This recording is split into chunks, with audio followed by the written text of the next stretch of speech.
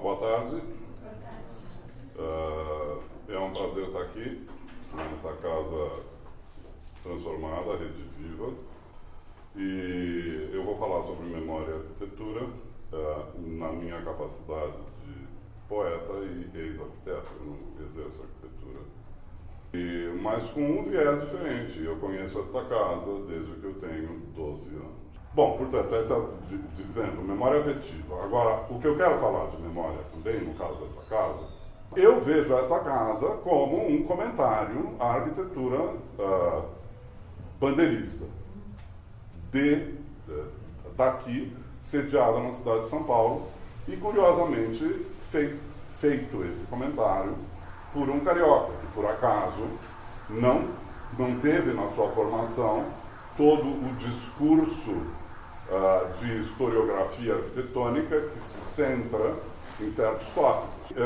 Depois, alguns momentos da arquitetura brasileira que são mencionados, mas não creio que seja no Brasil inteiro que se fale da arquitetura bandeirista. Eu acho que isso é uma coisa daqui, tá?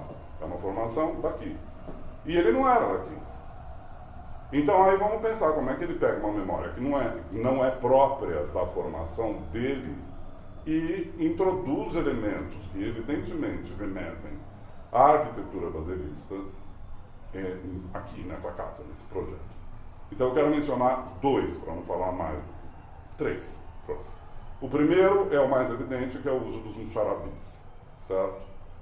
Se vocês têm memória, São Paulo era uma cidade com muitos muxarabis e uma vida muito interiorizada dentro das casas no período colonial. Ou seja, era uma cidade de pouca rua e muita casa. Na rua estavam os indígenas, os poucos negros. Essa era uma cidade que só a classe mais alta falava português. E era uma cidade que até há 150 anos a língua da rua era o tupi, certo? Um negócio que ninguém fala. Ou seja, como é que você explica a toponímia de São Paulo, tá? Se você não se refere à existência do tupi como veículo de comunicação, né?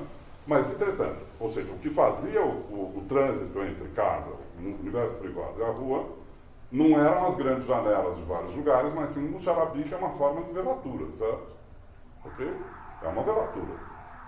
Muito bonita, muito elegante, mas que ele trabalhou maravilhosamente bem aqui, nessa zona de cima, e mais ainda na flutuação com esse pano de vidro, né? Certo? Ok? Ponto 1. Para São Paulo, para o clima de São Paulo, a existência desses telhados avançados era fundamental. Porque aqui, essa é uma cidade de serra, afinal de contas. Também, com a falta de memória sobre a realidade de origem de São Paulo, vem também o fato de que a gente perdeu, devido à metropolização, a noção de que isso é uma cidade de serra. Certo? São Paulo está construindo uma serra, num parapeito de uma serra, certo? E sempre choveu, e sempre choverá, e o que está acontecendo aqui é a vida de todo mundo, desde que eram só os índios que moravam aqui. Tá? Então, era necessário ter o que se chama em espanhol alero, né? São essas asas, a construção tem uma asa. E a terceira coisa é a questão cromática, porque é uma casa que retoma o não cromatismo da arquitetura bandeirista, por oposição às outras arquiteturas regionais brasileiras, que são todas muito coloridas, certo? Particularmente no Nordeste, e onde sempre houve cor, né? São Paulo era uma cidade sem cores, sempre foi branca e marrom, certo? Com os longos telhados e os seus cachorros se esticando pelas vielas mal iluminadas e com pedras e tal. Então aqui a gente vê um pouco desse espaço paulista tradicional, que não deixa de me surpreender por ter sido recuperado para uma arquitetura residencial por uma pessoa que não teve essa formação que, enfim, teria sido própria para levar a esse tipo de espaço, né? Então, significa da parte do Bernardes uma capacidade de adaptação ao lugar grande. E para terminar o que eu quero falar, eu volto a dizer que não se explica São Paulo sem a hispanidade, certo? Ou seja, na origem, São Paulo é uma cidade hispânica, não é uma cidade lusitana. Por quê? Primeiro que o Império Espanhol começava em Itu, certo? Ou seja, no período em que se dava essa arquitetura bandeirista, a coroa de Castela começava a 100 quilômetros de São Paulo. A 100 quilômetros acabava a linha de Tordesilhas. E, basicamente, o fato de São Paulo, no mundo colonial, ter sido a única cidade interior com essa função geográfica de cabeça de ponte para o interior da América do Sul, fez com que, por dois motivos, este lugar fosse muito hispânico. Primeiro é o fato de que os rios correm para lá, mas os rios que vão, voltam. Não é só para ir, tá? Ou seja, nós temos aqui o Peabiru, que vai para Santos e para São Vicente, certo? E nós temos as bandeiras através do Tietê. Mas, para o Prata, iam e voltavam indivíduos. A grande luta do Império Português foi conseguir fazer com que se passasse por São Paulo, um pouco por debaixo do pano, o contrabando de prata. Certo? É um tópico. Quando eu estudei, não se explicava a história de São Paulo assim, mas agora há estudiosos que já veem a economia colonial como notavelmente diferente do resto do Brasil e fundamental para a coroa portuguesa, porque havia contrabando pela Bolívia, pelo Alto Peru, certo? E vinha direto para cá. E quando vinha a prata, vinham indivíduos, vinha a cultura, vinha a língua.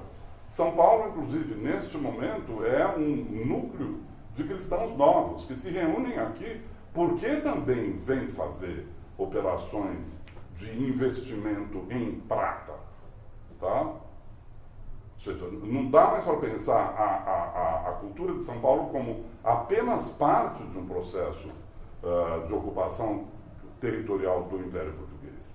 É nesse trânsito entre o Império Espanhol e o Império Português.